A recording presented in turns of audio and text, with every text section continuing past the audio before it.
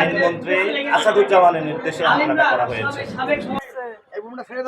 আমাদের মামলা এক্সিকিউট হয়েছে, হয়েছে এবং তারা এজাহার জমা নিয়েছে। আমরা আশা করি যে আইনের শাসন সেটা বাংলাদেশে প্রতিষ্ঠিত হবে।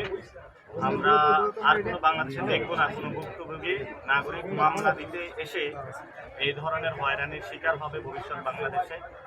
এবং আমাদের উপরে যে আজকে হকি স্টিক দিয়ে যে সংঘাতপূর্ণ পরিস্থিতি আমাদেরকে হামলা করা হলো, আশা করি যে দেশে যদি কোনো বিচারালয় থাকে, আইনের শাসন থাকে, এটার বিচার হবে এবং এটার ইনশাআল্লাহ আমরা আজকে যে হামলা হয়েছে এটার বিচার আমরা বুঝে নিব বাংলাদেশে ইনশাআল্লাহ।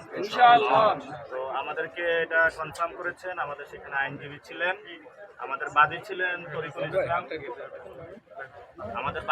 তরিকুল ইসলাম, তরিকুল ইসলাম এই বিষয়ে কথা বলবেন, তারপর আমাদের আইনজীবী কথা বলবেন। সব আহতরা তাদের উপর হামলাকারীদেরকে চিনতে পেরেছে। শুধু তাদের জবানবন্দির ভিত্তিতে আমরা নির্দিষ্ট কিছু নাম এবং তার সাথে আমরা যেখানে যারা ছিল যাদেরকে আমরা চিনি না অজ্ঞাত আমরা মামলা করেছি। এখানে শাহেদ যিনি ছাত্রদলের ছাত্রদলের আহ্বায়ক, তিনি এটা ইনিশিয়েট করেছিলেন। শুরুতে এসে তিনি প্রথমে হুমকি সুরে কথা বলেন এবং তার সাথে উপস্থিতিতে হামলা হয়। সেখানে ছিলেন বর্তমান ছাত্রদলের সভাপতি, সেক্রেটারি, সেখানে ছিলেন সদ্য সাবেক সভাপতি নয়ন হাওলাদার, যে ক্রমাগত হুমকি দিয়ে যাচ্ছিল এবং তার বিরুদ্ধে প্রশাসন কোনো ব্যবস্থা নেয়নি এবং সে আজকে হামলায় সম্মুখসারী ভূমিকা পালন করেন। আদু এবং আরাফাত কেসি কলেজ ছাত্রদল, আরও যারা আছে এই নামগুলো আমরা উল্লেখ করেছি যাদেরকে পেয়েছি। তো আশা করি যে আমরা সুবিচার পাবো।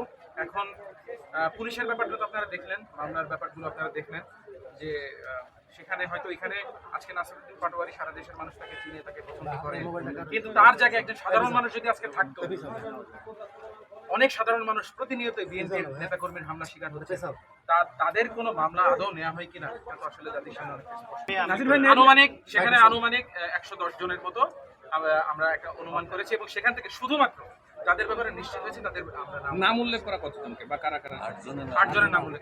নাসির ভাই আপনার কাছে একটু আজকে ঝিনাইদহ কোর্ট মসজিদে আমি জুমার নামাজ পড়তে এসেছিলাম।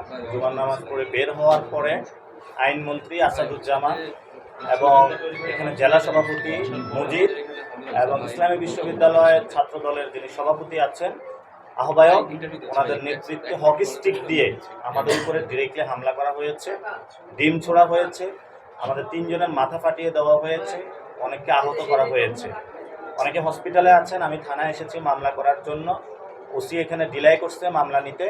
তো আমরা এখানে মামলা না করা পর্যন্ত বের হব না এবং আমাদের এখানের অনেকের মোবাইল, মানি ব্যাগ, ক্যামেরা থেকে শুরু করে সব কিছু তারা ডাকাতি করে নিয়ে গিয়েছে। আমরা আমাদের অ্যাক্সেসরিজ এবং মামলা হওয়া পর্যন্ত থানা পরিত্যাগ করছি না।